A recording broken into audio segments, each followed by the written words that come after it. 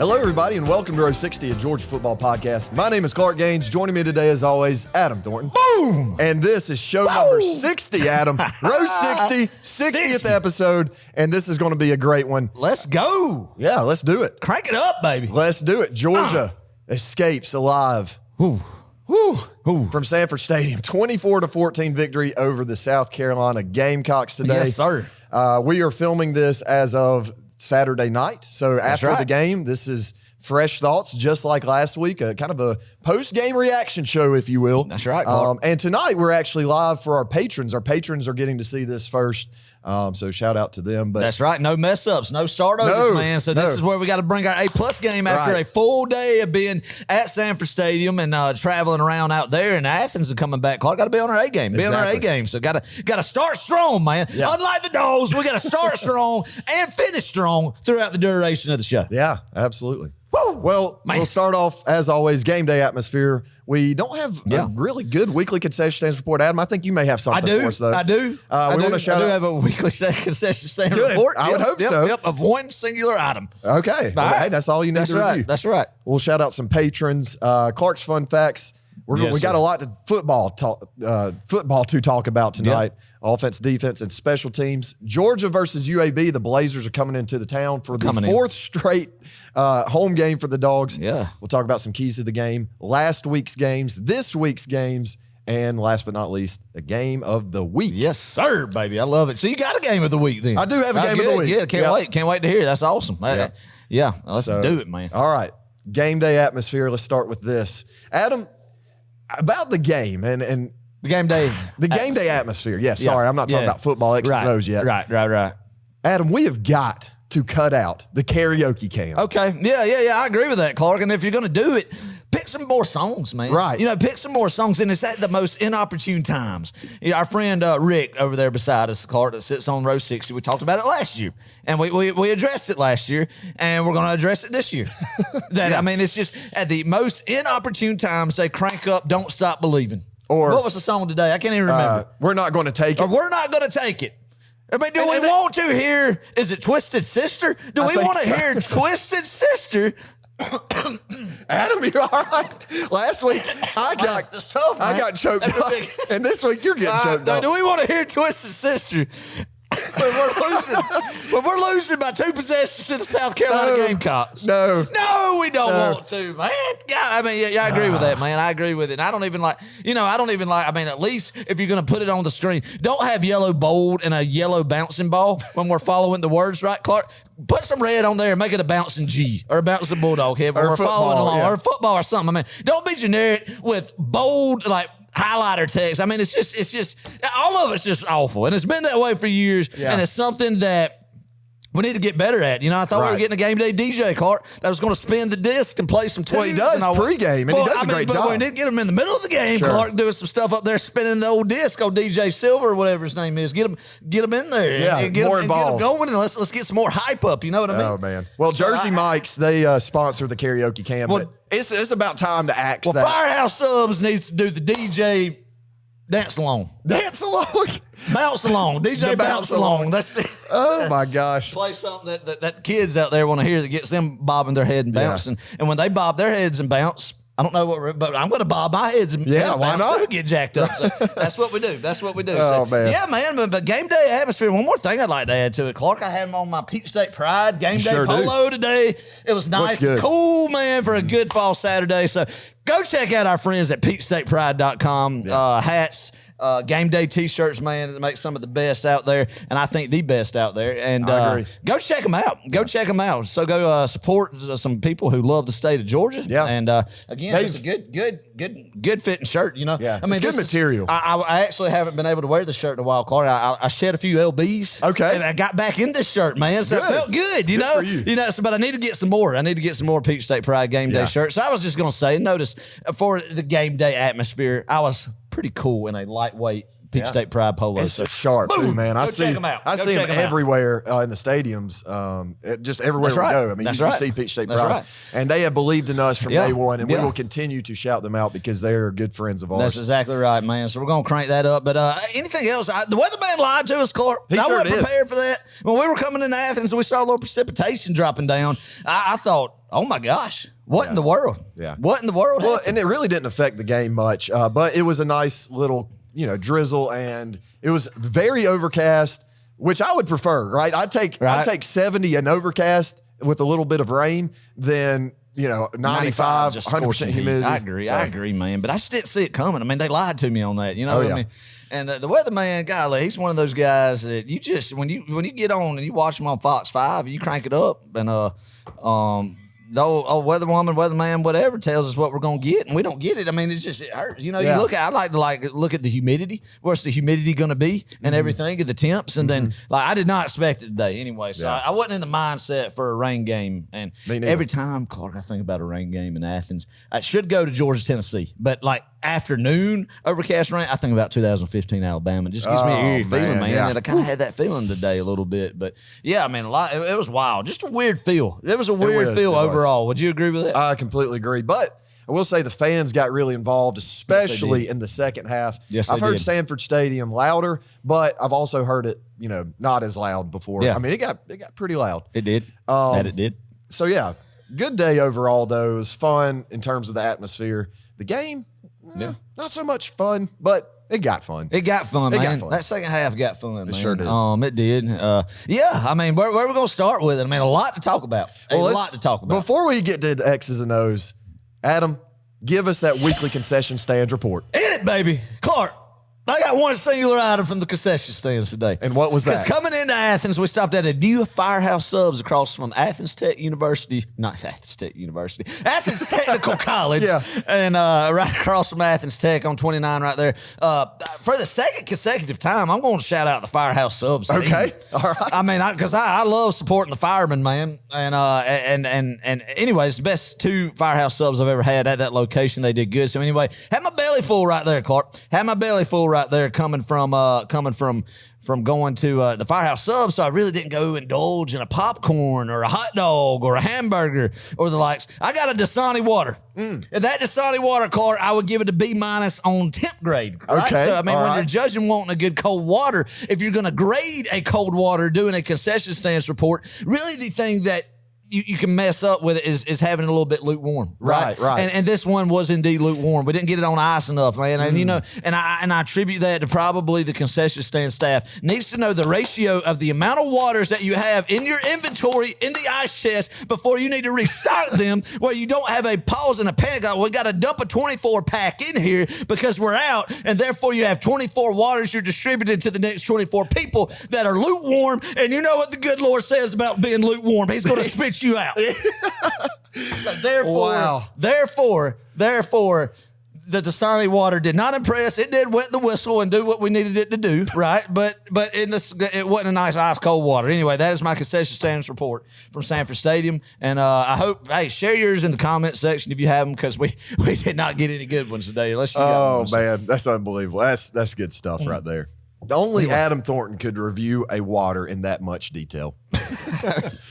What, man? I mean, I'm thankful to have it. A lot of people in Nicaragua or somewhere would really like to be having good, clean water. That is true. So I'm going to be thankful to have good, clean water, right? So absolutely. Therefore, I just had that tidbit in. Is Nicaragua your now go-to third world country? I guess so. So we've gone from, what was it, Ecuador? No, Ethiopia. Ethiopia. And then somebody told me that Ethiopia wasn't a third world developed country. It was a developed country. Oh, my gosh. I don't know. I don't know, sir. Well, hey, let's shout out some patrons, Adam. We got 3 this week. Mr. Landon Rowell, Mark Dye, and Graham Durham. God bless y'all, man. That's good stuff. Thank y'all. Thank y'all for the support. Good group right there, man. And that's awesome. Yeah. That's awesome. You're helping us create a community of fellow dogs all across the country. We do actually have dogs in New York and in Texas and Missouri and all over the place. So it's pretty cool to see this community start to grow. And we invite you, if you want to join $5 a month, just visit patreon.com/row60. And every single penny will help us travel to more games and produce more content for everybody. Hey, and just keep it rolling. Keep it rolling. And telling our wives, hey, we're trying to get some money to come in when we're doing this, when we're going and put the time into it. But no, it's great. It's a blessing to do. And we appreciate the support. It's very humbling. And more importantly, the friendships we've made through doing this with each and every one of y'all, it has been the real blessing of it. Sure. I agree. Without a doubt. I'm there with you. I'm there with you. All right, Clark's fun facts. Here we go. Let's go. Last time Georgia didn't score a touchdown, Adam, in the first half, I thought was a long, long time ago. But then I did some fact checking, and I noticed it was just last year against Missouri. How do we forget that? I know. How do we forget that? I flushed it out of my memory. Oh, I know it. Dang, that's crazy, man. I believe the time before that was 2017 versus Georgia Tech. Really? Yeah, and I do not remember in Atlanta. Yeah, it was in Atlanta. I thought we smoked them that day. Yeah, I mean, it's 38-7. Well, granted, hold up now. I did ask ChatGPT. You talking about an offensive touchdown? Maybe so, offensive. Yeah, could have been. What, you got this thing from an AI source? Yes. Do you trust that? Do you really trust that? Not really, no. Do you trust that? Not really. I don't really know if I trust that, Clark. I don't know if I trust this AI chat GP stuff that's going on and talking about that this AI stuff is just going to generate something that we could proclaim as the gospel. You know what I mean? On any subject matter. Yeah. I mean, do you believe it? I don't know. I'm going to fact check myself here. Okay, no, there's no way that was right. What the heck? I mean, I'm telling you, Clark. Yeah, no. Computers Okay. let you down on the day-to-day basis, man. Computers let you down. You know why you can't depend on computers? Because there's always got to be a human being to work on the computer. That's true. That always fails you. That is a good point. Machines, anything. That is a great point. That's why you always got to have human labor, man. Because, I mean, I know there's a shortage of it, but you got to have it. Because if you're going to have automated stuff, there's got to be people to work on that automated stuff to get it running, to get the production going. Anything. Oh, man.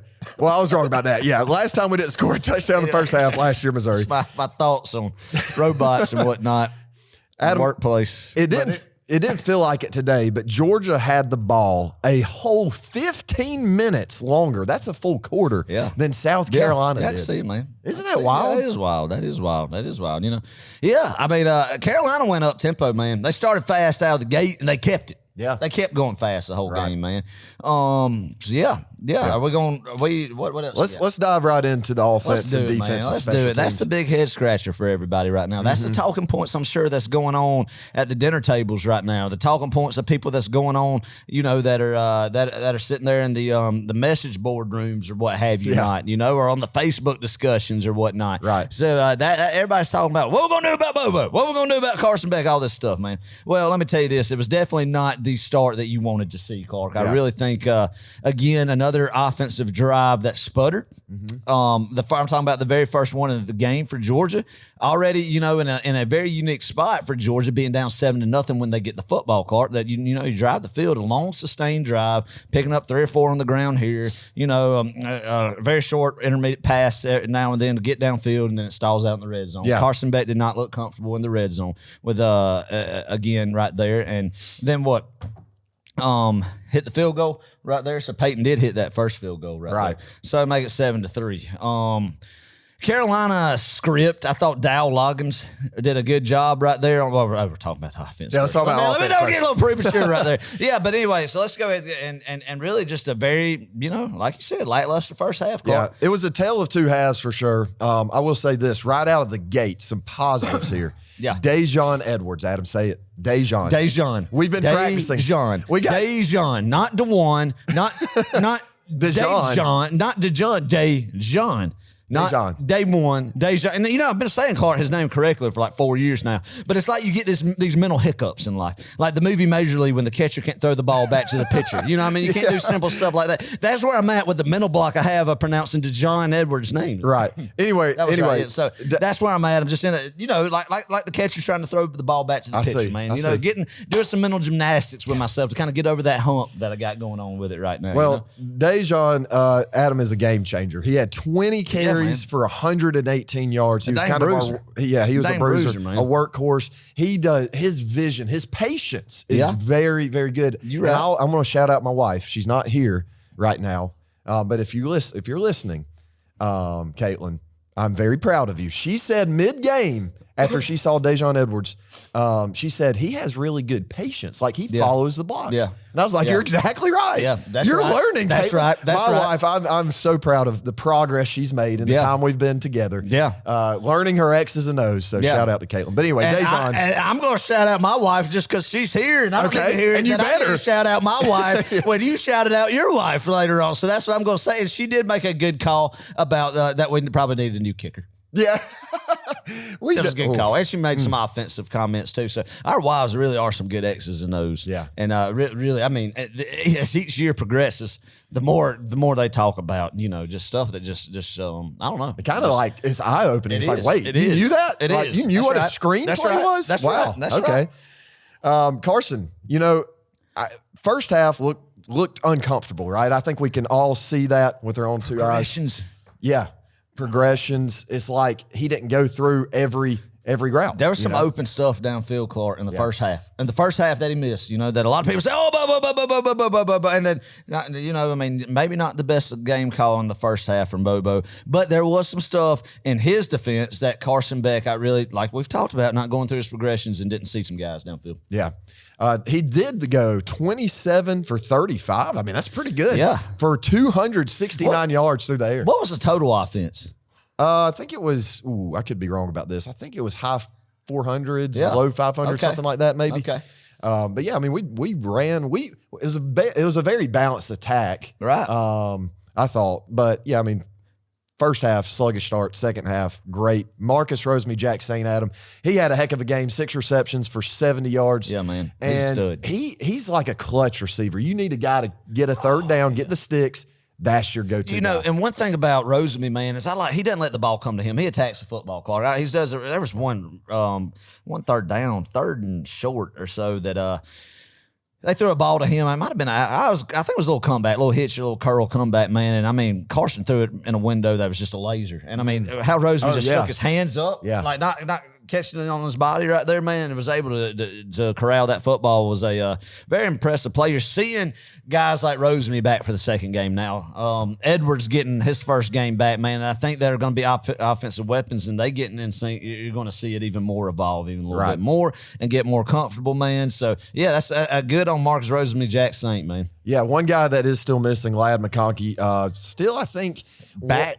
Yes, is it back? Yeah, back issues. Back issues, man. And that's something. As anybody that's got a back issue that's bent down to just shoot him, and you can bent down to tie your shoe and get a bad back injury. So it's probably lingering. I don't know when he'll be back. But just something we can't have happen this year, Clark, is have the injury bug get the best of us. Yeah. That's something that when you look at teams who win national championships outside of the 5-star talent, you got to have, I think the biggest things is what we've talked about before is leadership and the ball bouncing your way, and then avoiding the injury bug. Yeah.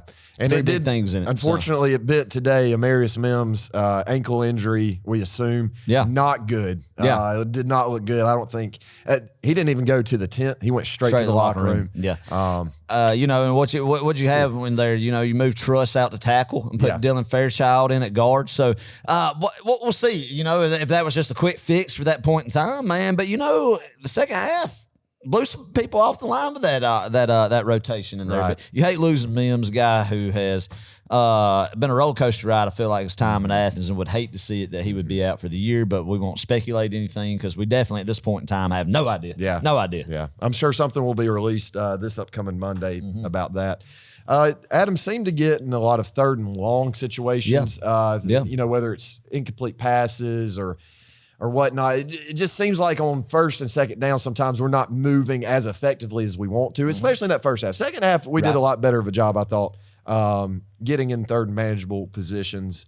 Another thing, one more thing I want to say, Carson has got to get a little bit better with his clock management. There were several times today, there's a delay of game. We had to burn a timeout. I mean, things like that. Yeah, it may not cost you in a game like South Carolina, but down the road, we've got to get better at that. Yeah. There was one time, Clark, I'll just throw this little tidbit in there about Shane Beamer first, was Everybody will remember, we were driving in South Carolina's territory. I think we were around their 30 or so. And we went ahead and the play clock's running and did an offensive substitution. So Shane sends a guy out there for a defensive substitution as well. And Kirby has to burn a timeout. Well, for those on YouTube will see what I'm doing, and I'll describe it for the ones listening to audio, is Shane looks over at Kirby on the sideline and like points his index finger to his brain, like, you got to be thinking, or I got you there, you know. Yeah, like that type of deal. Like, yeah, I'm a better chess player, right? Yeah. You know, that type deal, man. It's like, oh gosh. But yeah, I agree, Clark. That's a really good point of just having some awareness on getting people lined up, knowing the situation, knowing where you're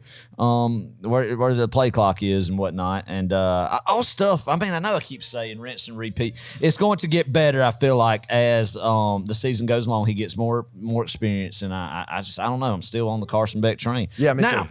At halftime, was I debating maybe seeing Gunnar Stockton or Grander Griff a little bit? I was like, man, maybe if you don't score the first. I mean, right. But like you said just a minute ago, it's not even necessarily Carson all the time. I mean, I know that's kind of the easy scapegoat for us to say. That's right. But sometimes, you know, sometimes it's play calling, and then sometimes the other way around. Yeah. There were some times Carson didn't hit those throws. There's that deep ball on that reverse whatever pass. He had, I think Marcus Rosemy was wide open downfield. Yes, he was. I mean, yes. for an easy six. You got to go through your progressions, man, and you got the arm talent to push it vertically and get it downfield, man. Because the thing about it is, and what we saw in the second half, Clark, and we talked about it, is if you're not able to stretch the field, Clark, if you're not able to stretch the field and get 15 to 20-yard passes downfield and there's no threat, what's the defense coordinator going to do? They're going to stack the box. He's going to cheat his safeties up, man. He's going to stack the box and not think that the only passing threat is going to be intermediate to short yards gain.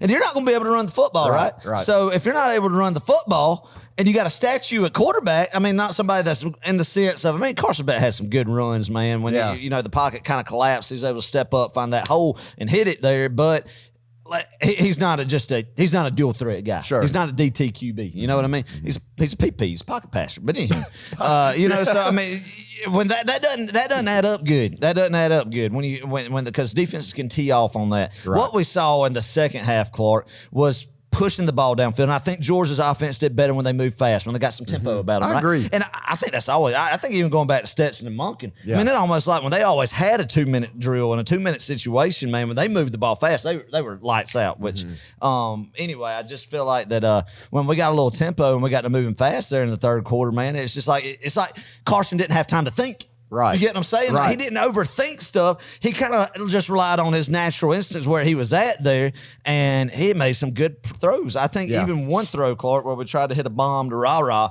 Almost. I mean, it was a great, play, too. Heck of a play by that DB. Yeah. Heck of a play by that DB, but it was a great ball. You know, it wasn't underthrown. That you could be. It was just there that either Rah-Rah was going to catch it or the defender deflected or not, you know. Yeah. So I think it was that was a good ball, man. There was one read he had, would love it, that picked up some good yards after catch right there, man. And I don't know, it's just a whole different deal to me. Whole different deal to me.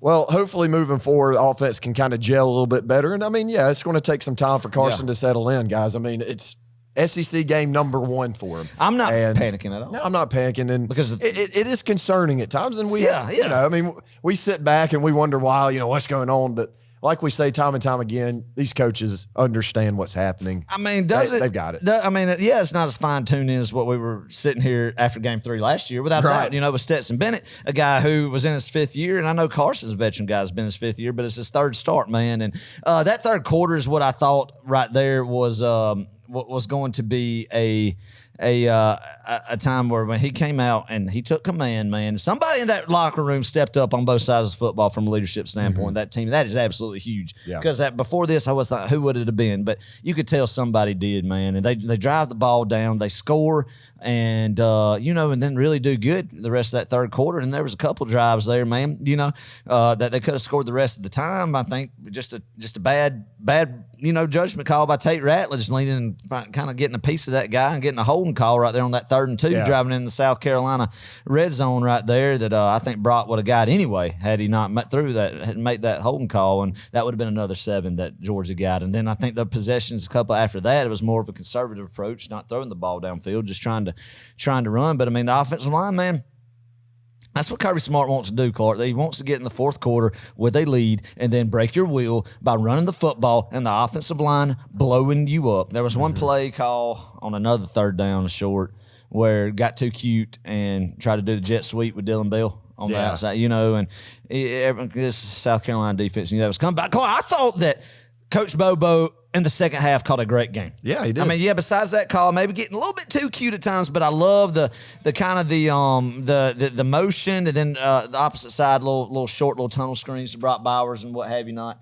and that type of deal, and a lot of different ways to put the ball on the ground, some toss sweep action stuff, and I thought it was a pretty good game called by Bobo in the second half, man, and a lot of stuff, everybody talks about Monk, and I think there were some flashes of what we saw during the Ty Monken era and some of that. So I don't know. I just thought it was good. I thought the third quarter Georgia looked like what we thought they would on offense, man, and definitely a ways to go. Not going to say, oh man, yet, but I'm not discouraged. I think this team has a good schedule set up to just keep on growing, and maybe we look at that first half at South Carolina is where this team found their identity, Clark. Right. You know what I mean? Yeah, maybe so. And I mean, you have to have a guy like Dejon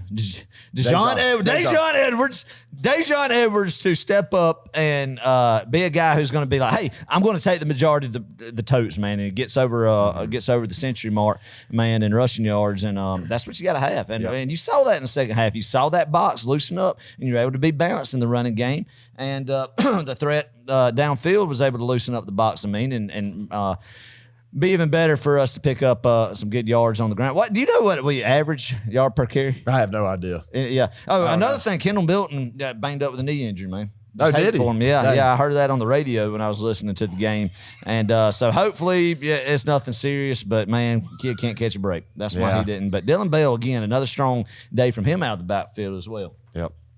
Runs hard to that first level, man. He does. He sure does. He's an athlete. Georgia's offense though, think solved some big problems. Second, coming out of halftime, and we'll see I think we'll see a much improved offense here in the coming weeks. Yeah, man. I know we keep saying that, but I think eventually it all comes together. A complete 4-quarter game is coming. It's on not its way. like, Clark, that the pieces aren't there. Right. The pieces are there. This is stuff that's fixable, and when it clicks, it'll click. Yeah. I think. Yeah. And again, I can eat crow on it, but it just, to me, my average football IQ knowledge, I think that's what's happening. Man. Georgia's defense, let's go to the other side of the football. All right. Adam, there were several missed tackles today, especially in the open field. Carolina, I think, had a great game plan in that they knew their offensive line has been struggling. So they said, okay, what's our weakness? Okay, our offensive line. Yeah. How do we negate that kind of? How do we negate those issues from popping up in this game? And they said, hey, we need to just get the ball out quicker to Spencer Rattler and we need to get it out to our athletes and that kind of thing. So get them in space. Get them in space, and they did a good job. I mean, I will say this: Spencer Rattler, he had a good game, and I underestimated him. I underestimated really this whole South Carolina team. I think all of us did, for being honest. But they had a good offensive game plan, and they played pretty hard throughout the entire game. Offensively, but defense, Georgia's defense. I said this at the beginning of the season, and I'm sticking to my guns, Adam. I think this is still one of the best Georgia defenses we'll ever see. Up there with that 2021 defense. Without a doubt. We're still missing some pieces, right? Yeah. You don't have Javon Bullard. And 22 is a huge part of your defense. I mean, he just is. Probably the most valuable player on the defense, I'd say. I mean, I know you might want to call a lineman or a linebacker that, man, but Javon Bullard, national championship game MVP last year, just a headhunter at safety, and I think we missed him a lot today. I think there was a lot of passes that got behind the second level and into the secondary that Bullard, if he was there, could have broke up or had better coverage and the pass not even be attempted. But, hey, what you got to do is next guy up. Everybody in college football deals with that, and that's why you recruit and you build that depth, and that's why depth wins national championships. And one thing, man, I would like to just talk about is, Dowell Loggins. You got to and South Carolina's offensive staff dialed up a heck of a game plan, especially the first script, the first 15 plays or so.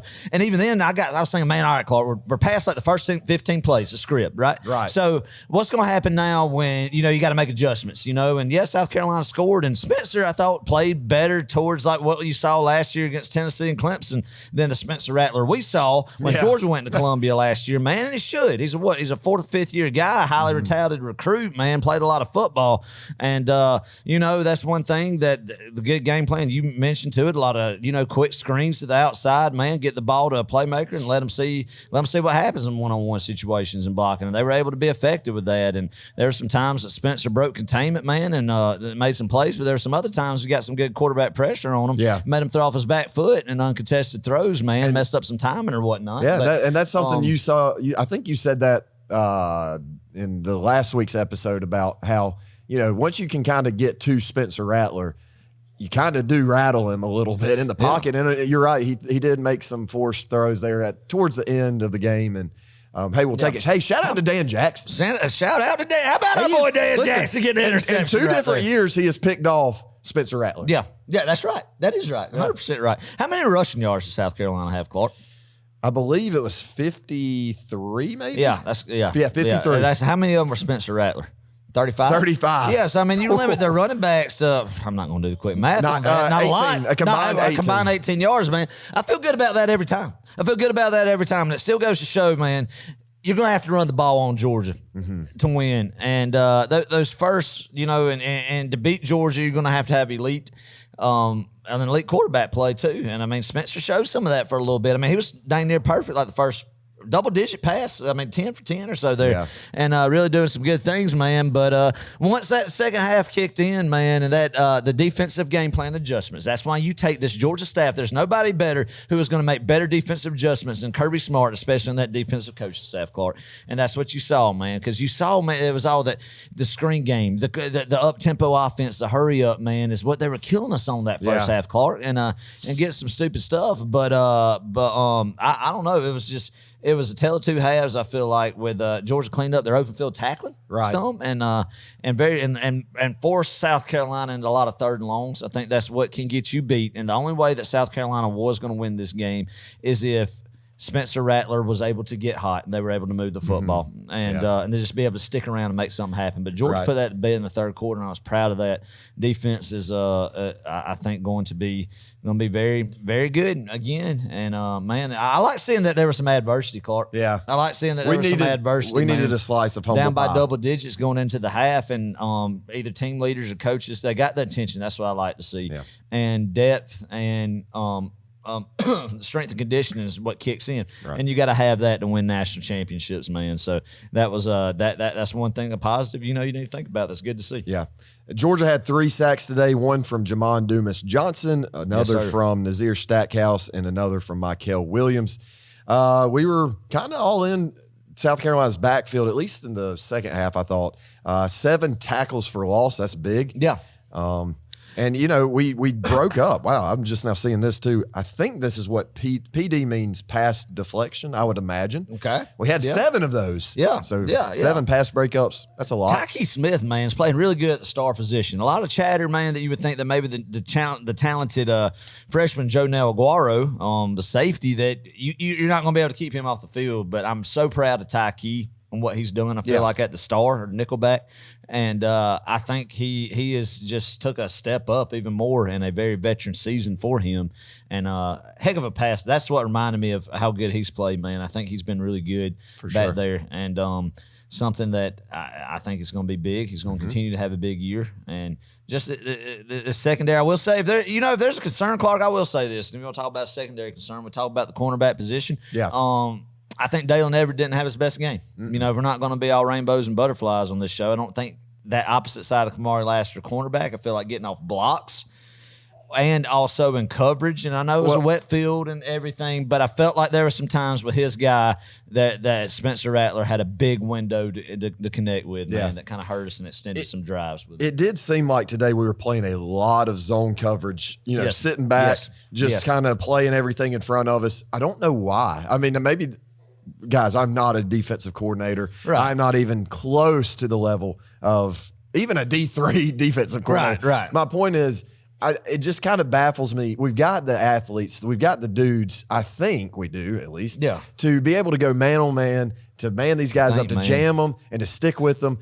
That's just me. Yeah. But it just seemed like we were playing too soft today, and especially in that first drive. I mean, they just marched down the field and they really caught us off guard. Heck of a game plan, like you said. I mean, that 3rd and 15, it was 3rd and long, 3rd and 15. They did that tunnel screen, and terrible tackling, terrible angles, terrible tackling. Physical receiver South Carolina had, man. I hadn't really paid attention. I know the Juice Wells, he was somebody that was hurt, but the Trey Knox, the tight end, some of the other receivers, some bigger body receivers they had, man. Yeah, Xavier But we recruit bigger body cornerbacks, defensive backs who can be physical with them, Clark. And there were times that they were. And definitely something that you saw where there were guys open, but our defensive front did such a good job making Spencer elusive out of the pocket, throwing off his back foot where he couldn't get enough strength on throws. That I know there was one 3rd and 15. There was a guy wide open, but it was a success because Spencer was just couldn't get enough juice when he was throwing off his back foot to connect with him. So I mean, it's like we talked about. Just because you don't have the sack numbers don't line up where you want, even though there was 3 of them you say today. As long as you're getting the quarterback hurries can be a success rate on that, man. I think we're pretty good with that, especially when we kind of settled in and knew how to play and adjust some of those quick screens and stuff that were getting us in the first half. Yeah. It was good. It was a good thing. Elite defense. Yeah. We're going to see that more of that this coming year. I will say this. Last thing about the defense. Man, I wish we would have gotten a couple more sacks. I don't know. I'm a numbers guy. Do you like a couple more sacks? Yeah, just a few more. You get a couple more sacks. We did pressure Spencer as we should have. I mean, Carolina's offensive line is atrocious. Anyway, I mean, and then we've talked about it. Like, you're not going. Teams know that they're not going to go man on man with Georgia's defensive front. They're going to have to draw up more schemes to get the ball out quicker, man, and try to make good things happen. And to get 3 for what Carolina and Logan's game plan was, that was good. That was good. I will say this. Let me say something about Shane Beamer real quick. I haven't mentioned this yet. Yes, we haven't please mentioned this yet. So I mean, just basically, let me just recap the defense before we go on to this, and then we'll transition.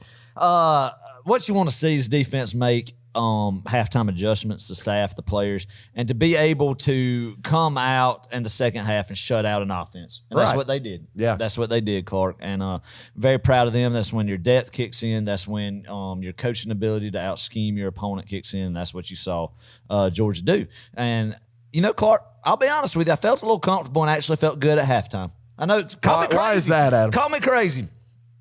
I kid you not. And I think people will believe this because they know Shane Beamer. Not a lot of people saw it, but my wife, Kelsey, did. And please tell me if you did see it, because we sit on the visitor side, right? And closer to where the visitor locker room would be. Well, Georgia's going down 14-3 at the half. Carson Beck, I think, didn't he get sacked right before his time expires? So Carolina's feeling it, Clark. The contingent's waving around their white bath rags, and the ones who traveled to Athens have got the white wash rags, and they're waving them around, jumping up, hooting and hollering and carrying on. And maybe Shane started to feel it a little bit, Clark, because he came to the half, man. He went up in that locker room, and the Georgia student section's right beside the locker room right there. I kid you not. How could I describe this for our audio listeners? Basically, he cupped his hand over his ear, as if to say, and then looked up to the crowd like mocking, like, I can't hear you. What now? And Clark, when I saw that, I looked at Kelsey and I said, "Do you see Shane Beamer? Do you see Beamer?" And then I looked at Jack and Richard down there, my cousin. "Did you see what Beamer just did?" I'm just going ballistic. Like, did anybody see what Shane Beamer just did? Like, a rage over me. Clark, it was a rage over me. Like, what? But Clark, that is something a backup defensive, or a backup offensive lineman at the high school, AA Georgia High School Association football would do at the half, and then the coach chews his tail out for engaging with the crowd going into the half, and the game's not over yet. Yes. I can see that happen. That happens in stadiums across the state of Georgia or the country, anywhere on Friday nights all the time. It's a player, right? And it's a player that's probably usually not playing. He's been looking at the stands all game. So they come to the visitor side. He's going to give the cup like, "I can't hear you. Ha, ha, ha. Me. Yep. But this was Shane Beamer, an SEC football coach, Clark, who was doing this to a crowd. And I promise you this happened. I promise you I wish I could have recorded it because it's something that needs to be addressed. And I wish somebody else would see that. And I knew this guy's not serious. This guy cannot be taken seriously as an SEC football coach because I know we've talked a lot about him the past couple of years on this show, Clark. And deep down, he's a pretty good guy. You know, whatever. We'd like to goof on him a little bit. Yeah, he's probably a good guy, probably a good moral guy, probably a good dad. Yeah. You know, probably a guy, he likes to, take the children to the park. Right, take the children to go ride on the tube. I feel like, they go out on the lake, and Shane probably, likes to sling the kids off the tube. Oh, yeah. Gets a good chuckle laugh out of and a it. good chuckle, right? Right. One of those type of guys. Just no, not anymore, though. But Shane Beamer has Spurrier wouldn't even do that stuff. Spurrier would make jabs, but he wouldn't do that in the middle of a game. Right. And Spurrier won. He could back it up and do that. Shane Beamer's done nothing but beat Tennessee. Let me ask you this right quick. But it's unbelievable, Clark. How can you take that guy seriously? He is a guy that thinks he was hit a triple and he was born on third base. Like the chip and the insecurity he has of being Frank Beamer's son. Like I always say, it's true and it's sad, man, because he could be good at fighting, but it's just like he can't. He's got to tweet fans. He's got to engage with the media, and it's like he doesn't know where to stop. Like, how does somebody not pull him aside that cares for him and be like, man, show some maturity? I'm an average fan, and I know you don't mock a crowd, right? If I was coaching Rant department football, Clark, and we had another county come in with their 7-year-olds versus our 7-year-olds, and we're going to go at the back of the end zone and take a knee because there's no locker rooms in recreation football, I'm not going to look at the parents and cut my ear. What? I'm not gonna look at the sideline with the 6 visiting fans when I'm coaching a 7-year-old football tackle when we're going to our locker room, which is essentially just our huddle behind the end zone. I'm not gonna run past the parents of those 7-year-olds and cut my ear like this. And I know that. I'm just saying that's the only football I'll ever coach, right? So I mean, even I know that. Even you know that. Yep. Even my daughter Callie knows that. But Shane Beamer wants to be a guy who wants to mock the crowd. And they're only winning by 11. It's like, did he just think that was his moment? They always dreamed of it and just let it. But I mean, anyway, it was unbelievable. I've never seen anything like that from a coach in the middle of a game. I mean, if he did that after the game, that's poor form, Clark. That's poor form. At least you won the game. Right. This guy thinks we're playing a 2-quarter game, Clark. Yeah.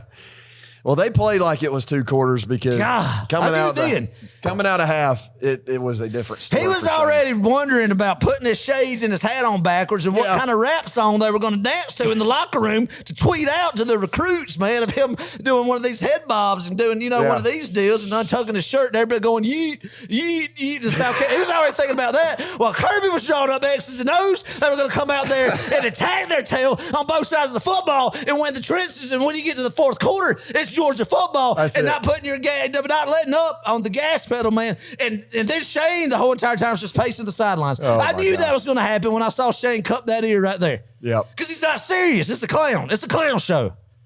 It's a clown show. Oh, man. This is good stuff, y'all. Good stuff.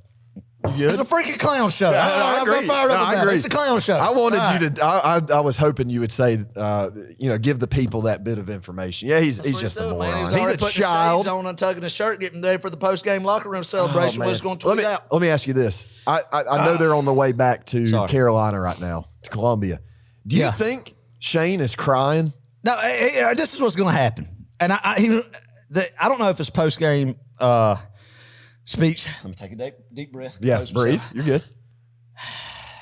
No, I don't know if it's been released yet, what his post-game speech is, so I don't know. People may have already seen it, but he is definitely taking the approach of the moral loss card. Yeah. We got him in the first half. Right. We were a 28-point underdog, and we only lost by 10. Yeah.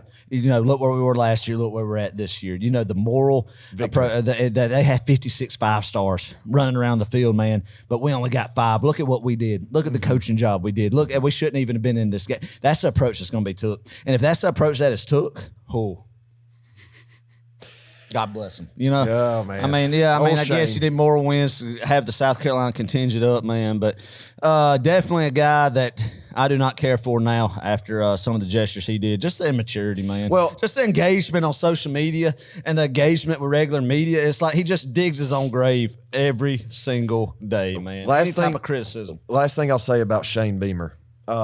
It was one of the times that Peyton Woodring, and we're about to get into special teams in just a second. Oh, yeah, the ST. Our kicker was lining up for a field goal. Yeah. And I kid you not, Shane Beamer was a good 4 yards on the field away from the sideline. Yeah. And he was yelling towards our kicker. Now, I don't know if he was, yelling at one of his players or something, but it seemed an awful lot like he was trying to get in the head of our kicker, which, by the way, I think he made that maybe at that time. That was one of the 3 that he made. I don't remember, but one of the 3 he made? Or sorry, yeah. Talking about one of extra points too? Yeah. Oh, yeah. Yeah. So I don't know. That was interesting. Georgia's special teams, Adam. Let's just talk about the elephant in the room. Yeah, talk about the elephant in the room, Clark. Situation. You go ahead and bring it up because you've talked about it. You mentioned it before. I think I said week 1 may have been a concern, and it's slowly getting bigger and bigger and bigger. And I wanted to put some sprinkles on it, kind of cherry coat a little bit. It's rainbows and butterflies, man. Everybody's happy go lucky. We're all eating ice cream, just having a grand old time, man, and just thinking, hey, we're gonna be all right. We're going to be all right. Let's let the kid get some reps in. But it's concerning right now, Clark. I mean, there's some and it's not like we're just getting the kid to boom them. These should be makeable field goals. Right. I mean, the guy for the All-State kicking contest at halftime made one about from the same spot he did now. The trajectory of that ball might have got blocked in a normal Southeastern collegiate football game, but it went through the uprights. It went through the uprights at halftime for that old boy. But, hey, no, that was poor form on me. That was poor form, Clark. That was really poor form on me comparing our kicker to the I think Peyton will get it together. But not and he's a freshman. He's a freshman, and maybe it's the jitters. I don't know. The yips, Adam? Does he have a case of the yips? The yips get the best of you from time to time. I'm telling you, they get the best of you from time to time. We've talked about the yips. We've talked about our kickers in the past who've developed a case of the yips. And, kickers, pitchers, I mean, all of God's children get the yips every now and again in their profession and in their life from time to time. And I think that's just where he's at, man. It's a big stage for a true freshman, but he's a scholarship kicker. Jared Zirkle's a scholarship kicker. Somebody's got to step up, man, and be there because I could already tell you where the season's going down. There's going to have to be some field goals made, man, to reach the goal that we want to see this team get to, Clark. And once again, I don't think people understand how big of a role Jack Pod played these past 2 years. He made some Carl. You talked about that last week, but I'm just saying I want to reiterate that because I think a lot of people kind of forgot about Unpopular opinion. Okay, go. More clutch, better kicker than Rodrigo Blankenship. I'm with you. I mean, maybe Blankenship's one kick before halftime at the Rose Bowl just catapults him above all that. And if you want to make that argument, I'll tip my hat. But overall, I think Pod was a better kicker. He made some big ones. Both of them were good for us now. Yeah. Both of them were good for us, and hopefully one of these guys we have develops into that. And, hopefully he's just getting his misses out of the way and just waiting for the clutch moment to shine and nail it, man. So that's what we're going to hope for old Peyton. Peyton, God bless you, Clark. When he do this, I think we've talked about this before, but with the case of the yips, like we've talked about, the whole stadium next week against UAB, when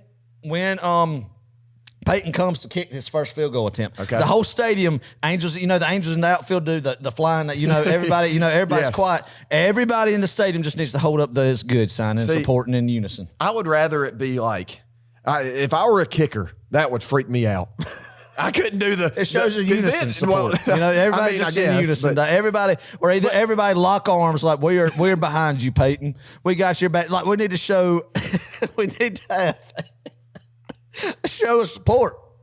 Yeah, and we're not going to bash the kid. That we're there, and everybody needs to be silent. But I think we need to do the field goals up the field. Like the Angels in the outfield, and everybody have a straight face. Everybody in the stadium up, hands up, support, get behind Peyton, and then everybody just goes ballistic when he makes it. Man, I think that's what the kid needs. It'll be a good morale booster, man. It'll be just good stuff. And it's UAB is the perfect game to do this. So everybody just up. Yeah, Section 108.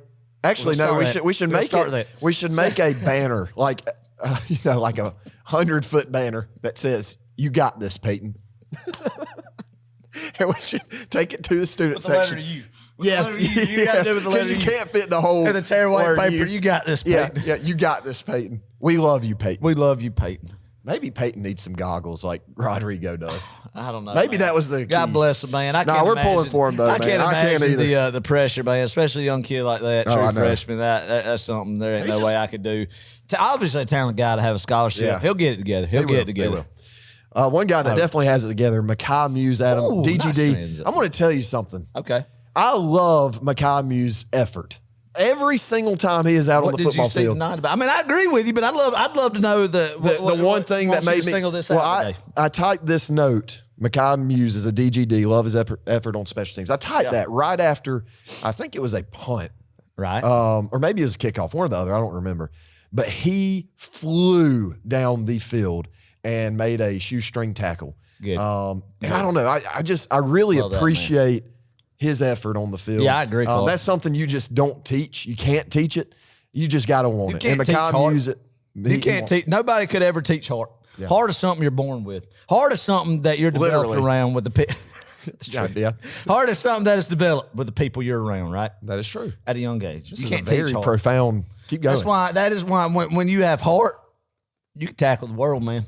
Literally. Give me a team full of Jimmy and Joes with heart, you know? Sure. I don't want to, actually, I need to have a little bit of a mix. I was about to say, do you want a Clemson? That's a great point. We don't want the Dabo Sweeneys, but we're just going to get some people out there, that believe in the culture, that believe that all in puts their poker chips in the bucket and anyway, we're going to make a whole different episode about that. But give me some people with some heart mixed with some talent, and let the heart guys kind of lead the way, be the guys the first in the weight room, if you will, Clark, doing the reps, setting the tone, if you will, Clark, so to speak. And then I think when you mix those two together, then special things happen. Yeah, absolutely. Well, let's move on. Georgia versus UAB, the Blazers. Adam, there is a very what was that? What was that? What a fire-breathing dragon would do, Clark. Do you want to do that one more time for the people? That was more okay. Yeah. What was that? Sound like a cat or something. Yeah. If I should have done that, it was kind of just getting warmed up before the. Do you think their fans go up to other opposing fans and go? I think it would be more the sound of a fire-breathing dragon when Uncle Lewis torches the tree at Christmas vacation. That's a great comparison. Whoosh. It's like a great whoosh. Yeah. Like a whoosh. That's what it would be, right? I had no idea what you're talking about there when you said Uncle Lewis, but then it registered Christmas vacation. Oh my, that's a great comparison. Old Chevy Chase looks in the living room and you just see the Blazer and go whoosh. And he goes, Lewis, my tree. Yes. That's what a fire-breathing dragon in medieval times sounded like. Oh my gosh. Well, let's talk about Georgia versus UAB. A very extensive history here. Georgia is 3-0 against the Blazers of UAB. Yeah, man. I only met up with them 3 times. Met up with them in 03. We did. You know who was the quarterback that day?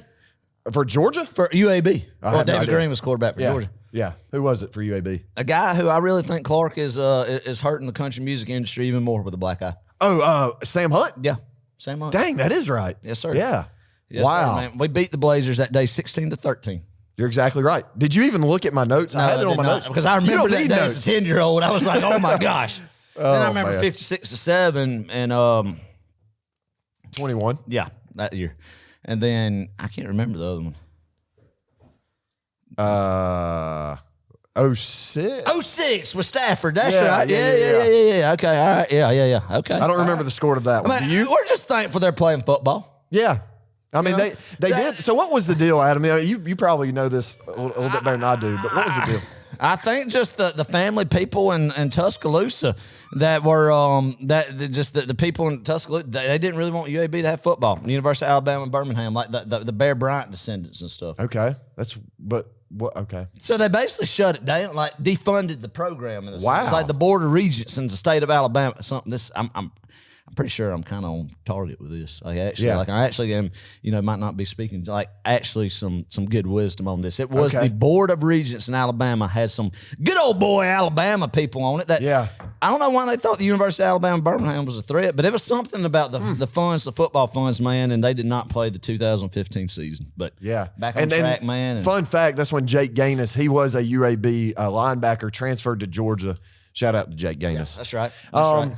Yeah, so not too much history, not too many matchups between these two teams, obviously. But Georgia, like I said, 3-0 against them. UAB is in the American Conference, head coached by Trent Dilfer. So worst quarterback probably in NFL history to win a Super Bowl. Yeah, I guess the most impactful, because that 2000 Ravens defense, the equivalent of probably the 2021 Georgia Bulldogs in the sense of defensive dominance. Yeah. So.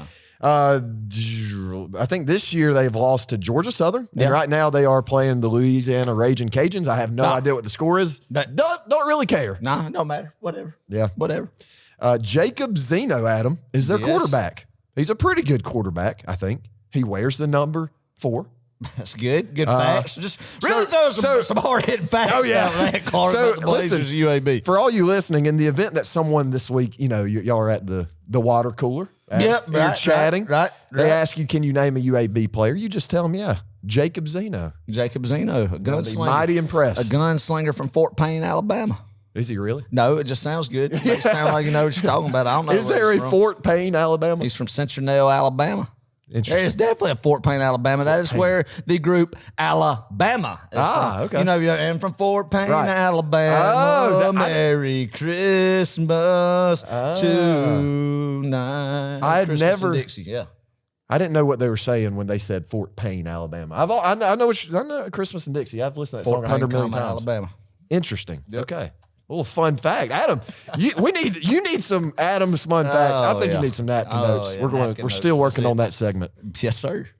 Let's see. Yeah, that's pretty much all I have on UAB. But it should be a good game to tie up some loose ends before heading into the meat of the schedule. The meat and potatoes, if you will. Right. The good stuff. What we all came for in the first place. So yeah. I don't know what else to say about UAB. I mean, 7:30 kick, baby. 7:30 kick. That is true. A lot of big football going on next week. So, hey, this is going to be a time at no injuries. Don't need any more injuries. Don't need guys like Bullard playing or anything. We need just people who are get some more guys some experience, get some more linemen rotating. With Mims, obviously, will be out. And let Carson Beck, continue just to work, and get more comfortable, and get guys Edwards back in, and some guys just really just keep going, keep progressing, Clark, keep progressing. That's the name of the game from week to week. Get better than what you were the week before last. Agreed. And then a big month of I keep forgetting the Auburn game is September 30th, but then you got some a lot of SEC ball coming after that. Yep. Be ready for us. So keys to the game versus UAB. First of all, attack the quarterback. Get after the quarterback. I want some sacks. Start fast. Yeah, start fast. That's a better key to the game. Just start fast. Just start fast, man. Force some turnovers and once again generate explosive plays offensively. I think we'll see all of that. I don't know though. Maybe not. Maybe we work on the fundamentals, man. Right. Work on the fundamentals. Tackle, open field tackling. Work on that time to get better. To be able, Clark, chop your feet. Chop your feet. Shimmy. Get a shimmy and look at the waist when in the open field. And make a fundamental tackle, Clark. Yeah. Wrap up, man. Wrap up, man. And be able to just get some good running room, for the backs, create some holes on the line, get that second level, see what they could do, man. Get some guys some touches and off to the races. Let's go. Let's do it. All right, let's talk about last week's games, which are once again today. They're still going on. Again. We can comment on a couple of these. Road to 60 tradition. LSU at Mississippi State. I'm pretty sure this game got out of hand. It was like 41-14. It was something. Yeah, 41-14, man. Wow. Good for Jaden Daniels and the the Louisiana State Tigers. Yeah. Minnesota at North Carolina. I'm just having to look these up. Like 31-14, Minnesota, North Carolina. 31-13. You're dead on. Yeah. Look at the Tar Heels, man. Mac Brown. Yeah, they beat Carolina by more points than Georgia did. I'm just kidding. You can't base it off that. Yeah. But yeah, 3-0 for the first time in back-to-back years since 1996 and 1997, which was Mac Brown's first tenure at the University of North Carolina. Wow, that's a fun fact. Fun fact. Brought to you by ESPN's bottom ticker that I just saw scrolling. Oh, really? Nice. Adam, you're paying attention over there. Man. Yeah, man. Okay. Washington at Michigan State. Oh, my gosh. This was a Clark is Washington a playoff contender, man. Are they a threat in the Pac-12? I mean, we said in our prediction show earlier in the season that they are. They might be more of a dark horse, I mean, everybody and their sister. I'm not even going to say everybody and their brother. I mean, I want to emphasize to really drive home the point. Everybody and their sister who doesn't even watch football knows that Washington was going to do what they did today in Michigan State because of the Mel Tucker stuff going on. A lot of distraction up there in East Lansing. Mm-hmm. A lot of stuff going on. If you've been living under a rock, hadn't heard about it, I'm not going to say it with young ears probably listening, but just Google it. Just Google it if you really want to know. But I mean, you can use your imagination what could be the case, man, and a kind of off the field distraction with a head coach, and I mean that's what it is. That's what it is. And there's turmoil in the locker room, man, and I don't know. We're gonna get the facts before we call guilty or not. In situations, but what we can say, what is fact, when you have that kind of stuff stirring in the locker room, if you will, Clark, then. It makes it hard to win. It makes it hard to get prepared to play a very, very good Washington football team, and that's what happened. Old Penix Jr., he's looking Yeah, it's a good play, man. I mean, Woo, that might be your Heisman winner right there. DeBoer, Could their be. head coach, and Penix spent a lot of time together, man, and they gelled last year. Looked good last year, and is building on it this year. So Pac-12 will be interesting to watch. All right. Interesting to watch. In our last game, the Meteor game, Tennessee at Florida, we're currently watching this game. Florida is leading 29-16. Will they hold on, Clark? Will they hold on in the fourth quarter? We don't know. You do if you're listening to this on Wednesday or whenever you're listening to it. But Adam, I got to be honest. I'm kind of pulling for Florida. I need to like still waiting on that asteroid to come down out of the Adam, hold up. I hope that's not an asteroid. I hope it's not a meteor. A meteorite may be your listen, if a meteor or an asteroid came right now, land on the 50 at Ben Hill we'd Griffin Stadium. We'd all feel I don't know if we would die up here in Georgia. I feel like an asteroid would do some serious damage though. Anyway, what are we talking about? All right. Anyway, but I mean, it's a space fragment. That's what we want to land on the yeah, field. I mean, nobody'd be hurt. Just the way that neither team feels joy and satisfaction for winning. Right.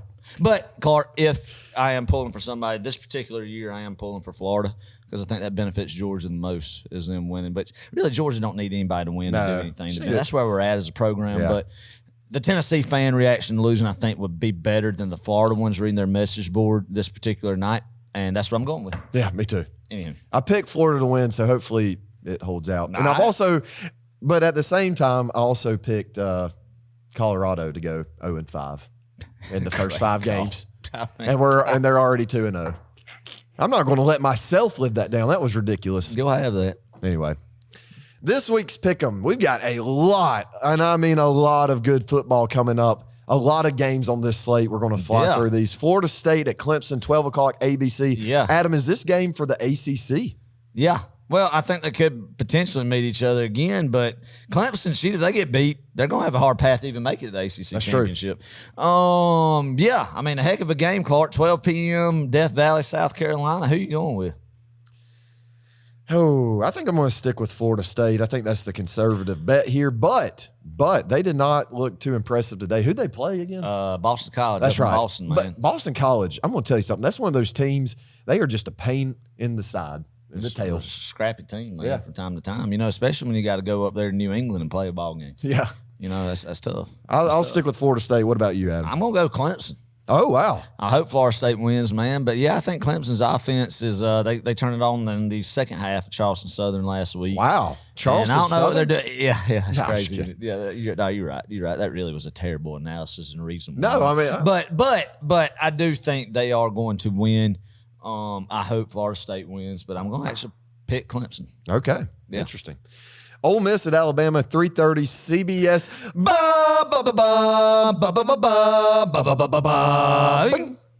Do you go blink? I say blink or bink, but do you say dink?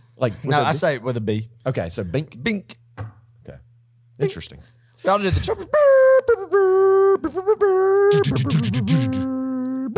Yeah. That's the alternate version. Oh, okay. I see. Yep. Ole Miss at Alabama. This ought to be a fun game to watch because I think these two teams are pretty evenly matched. Well, Lane, tell us to get our popcorn ready. Will it be another item of food? Lane, I'll tell you this. Lane wants to beat Saban bad. Yeah. Actually, now my cup is finished, by the way. For Dylan Deese. Dylan Deese. Yes, my cup is now finished. That was the last little drop. Or actually, there's one more drop. But anywho, Lane wants to beat Saban bad, very bad, and he wants to be the next coach at Alabama. And I'm going to call that's who's going to be on the sidelines in Tuscaloosa, either Dan Lanning or Lane Kiffin. What about Glenn Schumann? Do you throw him in that mix? He might be. Yeah, absolutely. So, but anyway, I think this is the year Lane might get him. So you're going with Ole Miss? Give me Ole Miss, Clark. Woo. Man, in Tuscaloosa, that's tough. And then for Alabama to lose 2 straight home games, that's stupid. That is stupid. That is a very stupid pick by myself. But I'm not having to put the farm on it. Right. So I'm going to go with Ole Miss. So, why not? So for kicks and giggles, you're going with Ole Miss. Yeah, just for But a if good you had to time. put money on it, you may would stick with Alabama. If I had to put the house on it, if I had to put some Benjis on it. Okay. Yeah. I'd go with the Tide. Okay. Because it's asinine to think they'll lose 2 straight home games, right? Or are we in a different area of Alabama football? I don't know. Yes, sir. And this is the weirdest. This is the area of Alabama football where Nick Saban loses to. But then I kind of wanted to be the one to close the top on the coffin. You know, to put the latch on it, to put them in the dirt and get the shovel and put it in there. Well, that may have happened when Keely Ringo. Yeah. Took it back. Pick well, six. I want it to be, but I want to be the one to really, really do it. Like put the end to it, and then you put the tombstone on there. Right. And you put. I know he started in 07, but the dynasty really started in 08. 08 to 2023 or 2020, really. Mm-hmm. It's been, but you know, and then just put it in the history books, man. Chisel that dang thing in stone. Yeah. Send it down to Elbert County here and put it in stone. Yeah, shout out to Elbert County, the granite capital of the world. Fun fact, it's just right down the road from us.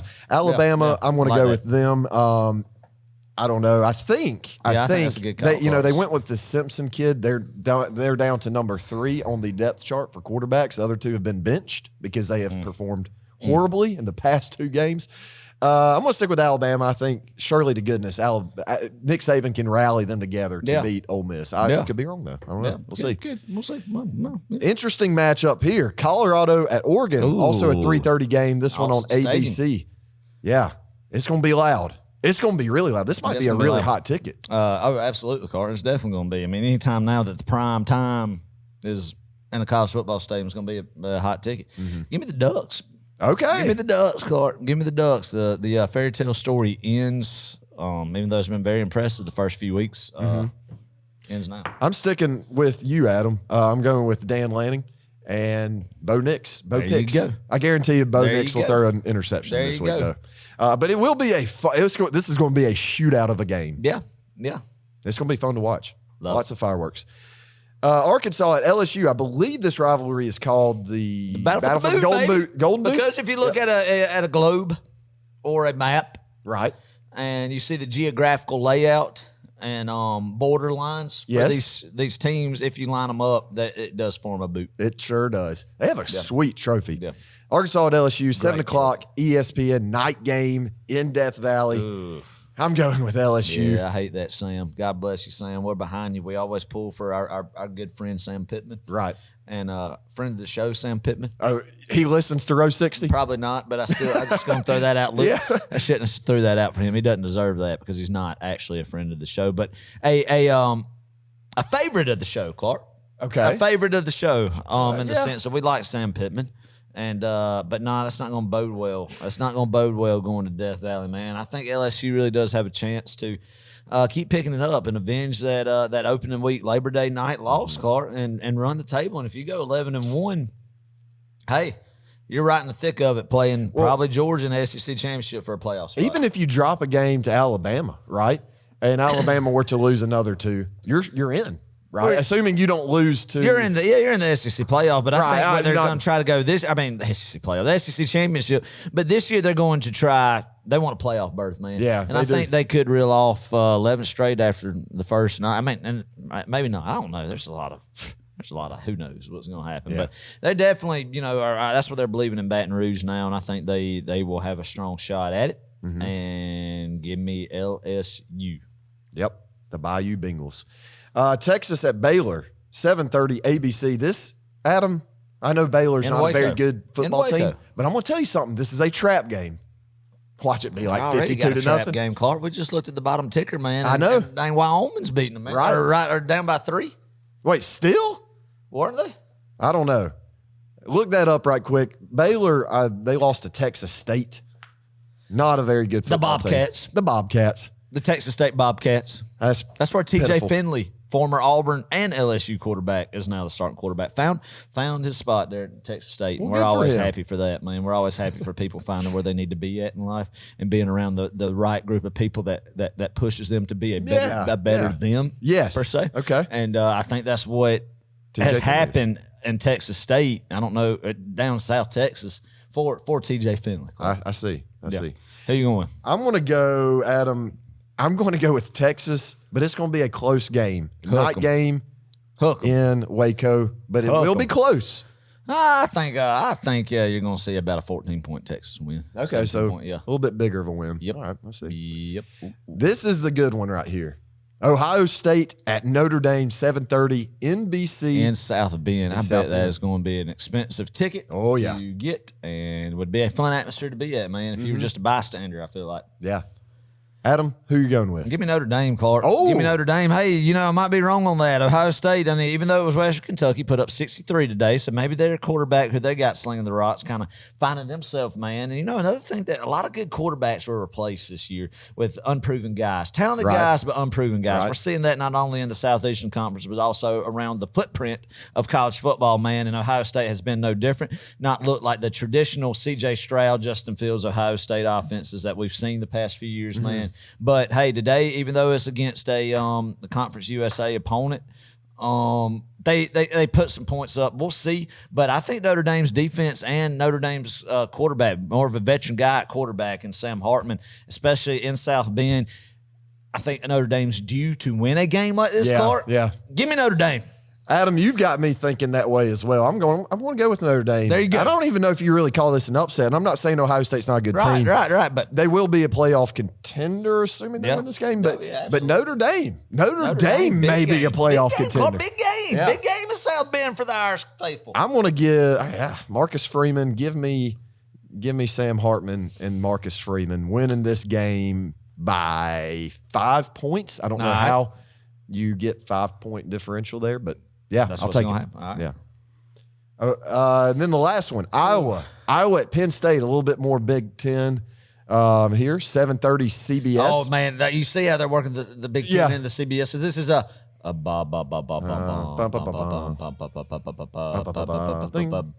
that's not as enthusiastic. That's what on the man. I know people are gonna love watching CBS football when they get to see Rutgers versus Maryland. Oh yeah, in College Park, Maryland, prime time, and November 15th with 2 inches of snow on the ground and the game ends 6-3. But anywho, Go ahead.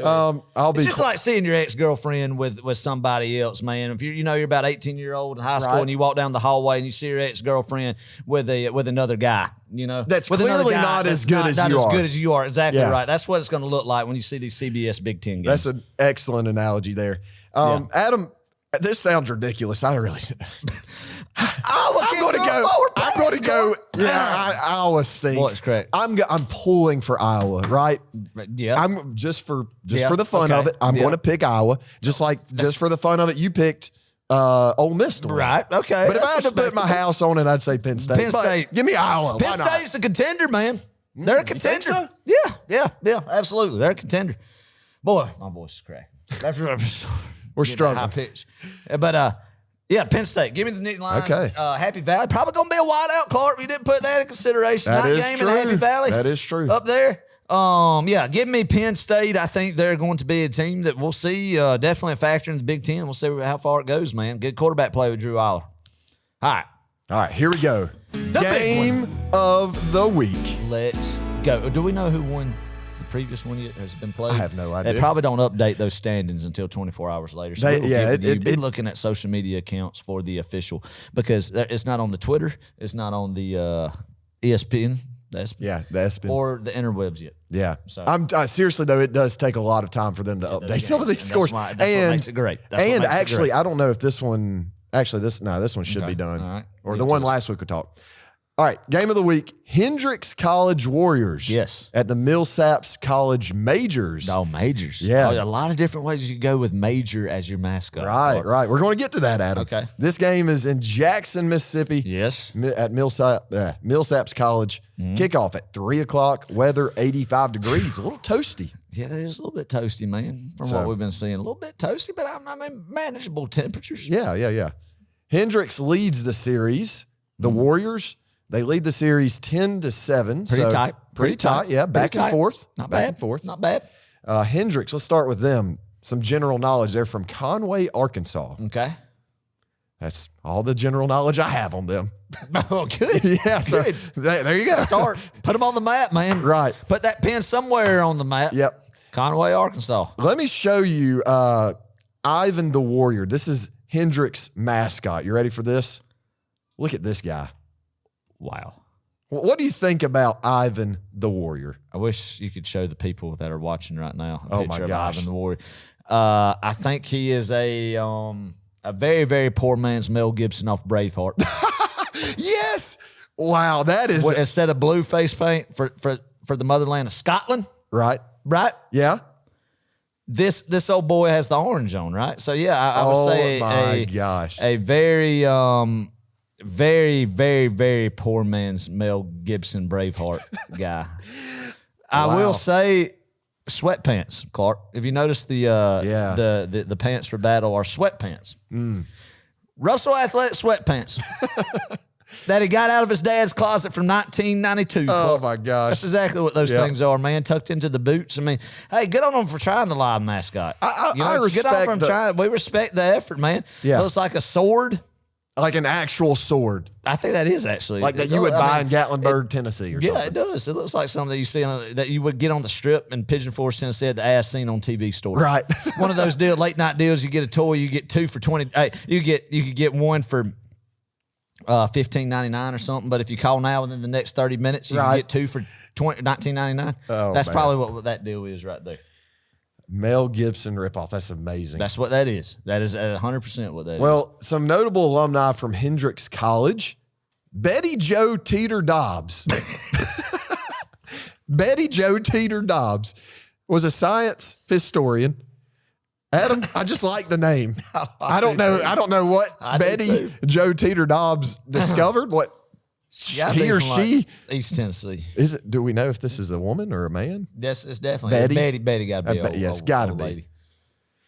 I wonder what she discovered. What kind of scientific discoveries? I don't know, man. I don't know. It sounds like being named Betty Jo Teeter. She overcame a lot to become a science historian. Agreed. William Ragsdale is another. He's a famous actor. Okay, I've never heard of him. I'm pretty sure he's in a lot of TV shows. You'd have to look him up on Wikipedia to see. All right, that's good. So, yeah, there you go. Head coach is Buck Buchanan. I like the name. Strong name. The guy that you want to see being a leader of men out there, Clark. Right. With that name. Yes. His email, if you want it. I really wonder. Y'all have got, listen, if y'all have commented. And then it says somebody, email these guys, let them know that they're being talked about. And we're pulling for national them. media. Yeah. There's some chatter out there, right, Clark? There's some chatter out there. National media? His email, though, old Buck Buchanan's email is Buchanan. Buchanan, Buchanan at hendrix.edu. So email him, wish him good luck. Absolutely. And then let's talk about Millsaps right quick. The majors. All right.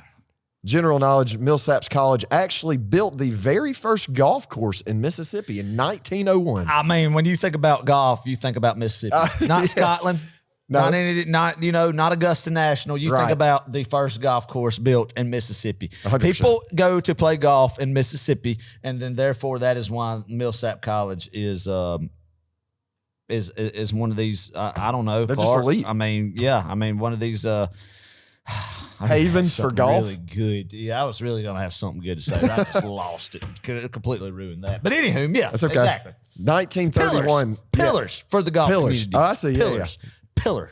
In 1931, Millsaps played its very first night football game, Adam, in Mississippi against Mississippi A&M, which is now Mississippi State. I'll be dang, Clark. That's a good fun fact right there. Yeah. Had no clue Mississippi A&M used to be Mississippi. It's now Mississippi State. Right. Interesting. I don't know who won that game. 1931, man. And at night, they had lights. I guess so, yeah. 1931. And you mean to tell me that one of the teams we just reviewed down in Texas never had a night game, didn't have no lights at the stadium? Yeah. It's ridiculous, right? But they did in 31. Crazy. Crazy. Their mascot, Adam, used to be Major Millsaps, who was the founder of the college. I'm going to show you a picture of old Major. Oh, man. What do you think about Major? Major Millsaps. Never seen anybody go into the war, the purple, or with purple. Uniform, right? Yeah. So that's interesting. Mm-hmm. I like it though. I like the attention to detail with the buttons, Clark, with the copper buttons on the purple. Right. Another strong sword game, man. I mean, look at these guys with the sword game in their mascots. Are they going to get out there and start like swinging swords? Yeah. I mean, they could, and I think the what would you call that? The wraparound is made of good cloth, not cheap cloth. What do you think about his facial hair? Gold frayed. Good. A good. Goatee and facial hair. I think that's going to try to replicate a handlebar mustache, but groomed properly, right? For that time era is representing. Good gloves, man. I mean, I think it was better than Colonel Reb, the Ole Miss. Dang. Yeah. I mean, this guy right here, I like it. The old Cavalier, per se, you know? So, Well, I mean, a major probably, I don't know. I would say this old boy probably came from probably the, I don't know, I'm trying to, the Spanish-American War. Okay, era. yeah. Is that what I'm looking for? I guess so. Yeah. You know, I forgot what was the name of the war that General Custer got killed in against the Indians when trying to develop the West. What's the name of that Should war? we poll the audience? Battle of Little Bigfoot, Bighorn. Little Bigfoot. What in the world? What are we talking about? Little Bighorn, where Custer lost his life, man. Oh man. The Battle of Little Bighorn, Clark, is kind of what the American Army, the uniform that they had at this point in time. Okay. Instead of wearing the deep navy blue and gray pants that was worn by the guys back then, and I don't know, late post-Civil War era, we're just going with all purple attire. Yep. So anywho, I got you. So roundabout way of trying to describe that. Yeah. Well, old Major Adam, he is under a lot of scrutiny because he served in the Confederate Army as a major. Okay, and so he's not actually active. Okay. I mean, it does kind of look like they based it off Robert E. Lee. I Yes. wasn't going to just come out and say that. But Well, he does. That's what it is. Yeah. That's what. All right. So in an article, listen to this. Yeah. In an article released in 2018, apparently Millsaps College still had no official mascot. They even set up a mascot task force committee.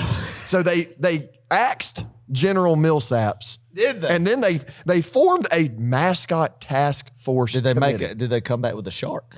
No, probably, or a bear. Or a bear. That's right. Idiots. Oh man. Well, gosh, this is great. notable alumni, right quick. Gary Berghoff. He's an actor who played Radar O'Reilly on the TV show MASH. Yeah. So Yeah. that's about the only person I recognized.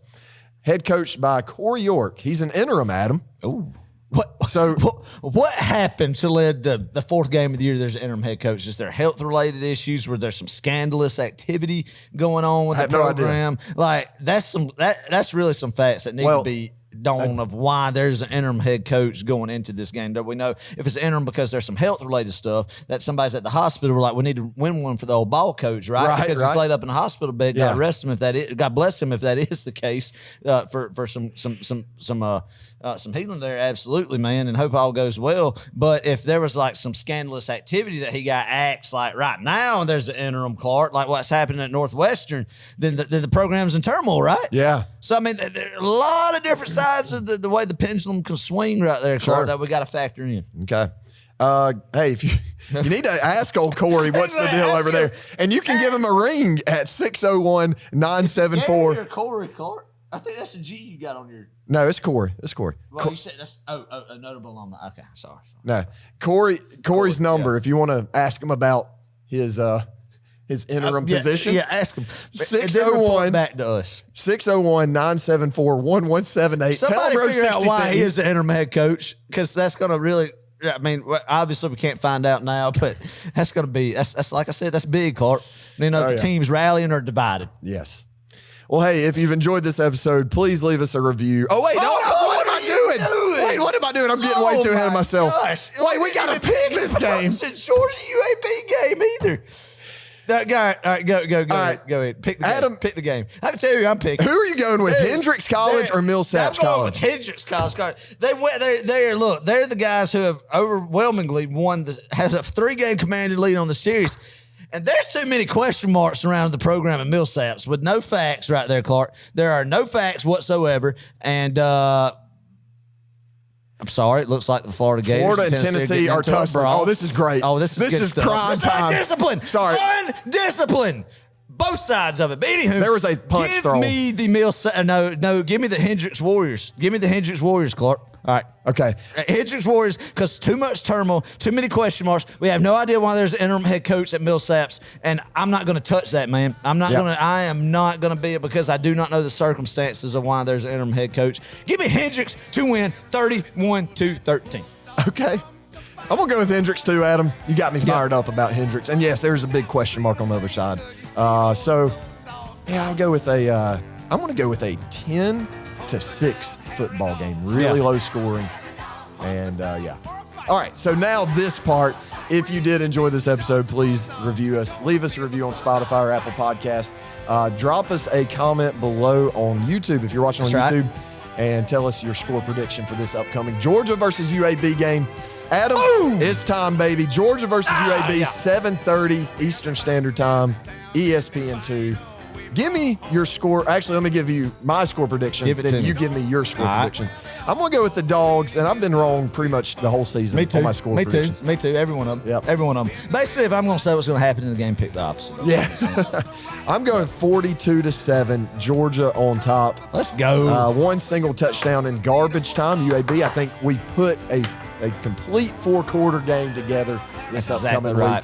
Adam, what say you? Let's go, man. Big gut check win in Athens today, Clark. Faced a little adversity, man, but we saw what this team's made of. What we saw Saturday is Georgia is a team that can handle adversity. Georgia is a team, Clark, that has not played their best football, but is a team that is all the potential's there, man, to be great. Again, I was proud of the effort, man, and I'm excited about the season going forward. This team is going to be special, Clark. I mean, yeah, there's a long way to go. They got a long way to go to be what we've seen Georgia evolve into the past couple of years.